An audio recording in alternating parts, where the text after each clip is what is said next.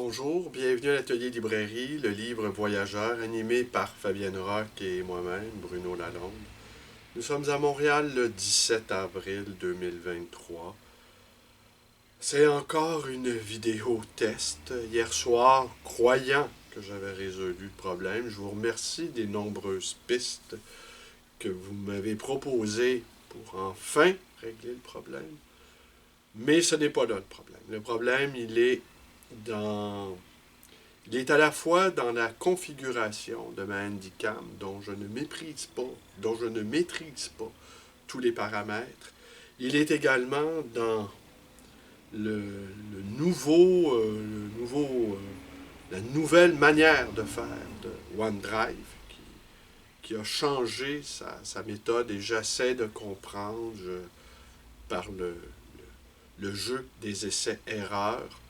Et visiblement, vous avez compris que je n'ai pas réussi à régler le problème.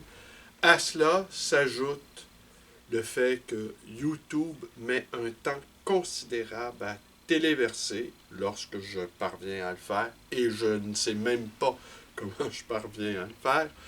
Une vidéo faite, il met un temps considérable, le logiciel YouTube met un temps considérable, et tout ça pour dire que je peux, ne serait-ce que pour proposer la vidéo du jour, je peux mettre 2 heures, 2 heures et demie, et c'est impossible.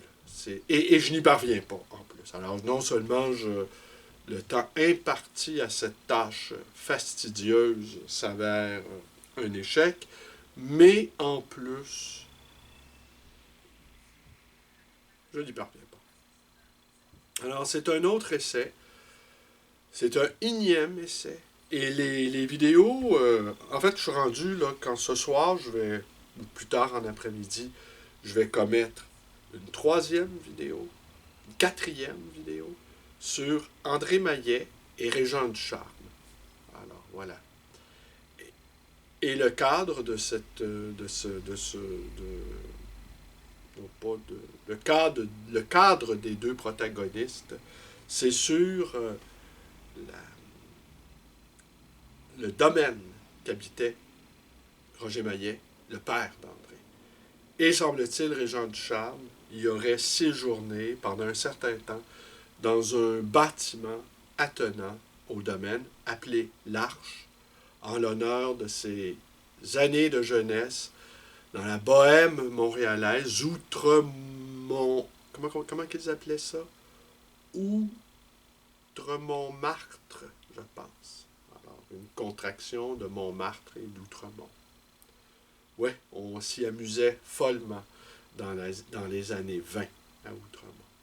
Alors, est-ce que cette vidéo, vous allez l'entendre? Alors, si vous l'entendez, vous allez me dire, oui, ça marche, mais ce n'est pas garanti, là, j'étire le temps, ce n'est pas garanti que je réapparaisse, parce que tout à coup, j'ai réussi à trouver la clé de l'énigme, la porte de sortie,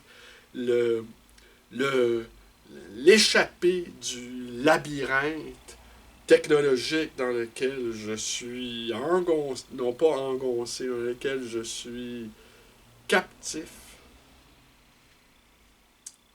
Que de formules pour dire l'échec. Que d'emphase pour dire l'impuissance. J'aurais envie de m'asseoir, juste vous regarder, laisser passer le temps, voir si ça fonctionne, voir... et si... Ouais, peut-être je devrais faire ça, m'asseoir, rester immobile. D'ailleurs, j'ai déjà eu ce projet de faire une vidéo où je ne ferais strictement rien. Je serais assis, je me filmerais en train de lire.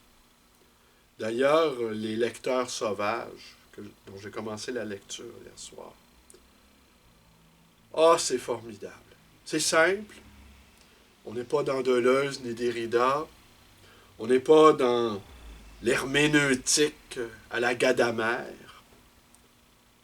Mais c'est un tel bonheur. Cette volonté de lire. D'ailleurs, de toute façon, je suis convaincu que maintenant, bon, les robots vont probablement prendre le pouvoir. C'est regrettable. Et puis, de toute façon, la majorité de nos nos contemporains ont le cerveau déjà formaté.